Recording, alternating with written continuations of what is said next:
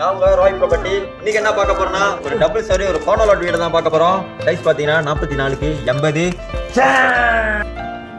So இந்த ப்ராப்பர்ட்டியோட size பார்த்தீங்கன்னா 44க்கு 80. Square feet பார்த்தீங்கன்னா 3600. 4 பிலே 4 பாத்ரூம். ஃபுல் இன் ஃபுல் ரினியூஷன்லாம் செஞ்சுட்டாங்க. ஸோ இந்த வீட்டுக்கு என்னென்ன ஜாமான்லாம் நீங்கள் பார்க்குறீங்களோ இது எல்லா ஜாமாவும் உங்களுக்கே தராங்க. இதுலேருந்து எந்த ஜாமாவும் அவங்க எடுத்துக்க மாட்டாங்க. ஸோ அடுத்து நம்ம செகண்ட் ஃப்ளோரில் போய் பார்ப்போமே. ஸோ இந்த படி வந்துட்டு என்ட்ரன்ஸ் கதவு இருக்குல்ல, அது பக்கத்துலேயே தான் நமக்கு செஞ்சு கொடுத்துருக்காங்க. ஸோ மேலே பார்த்தீங்கன்னா செகண்ட் லிவிங் ஹால் இருக்குது. ஸோ நமக்கு ஒரு லிவிங் ஹாலே போதும், செகண்ட் லிவிங் ஹால் வேணாம்னு நினச்சிங்கன்னா இங்கே ஒரு சாமி மேலே நீங்கள் செட் பண்ணி வச்சுக்கலாம்.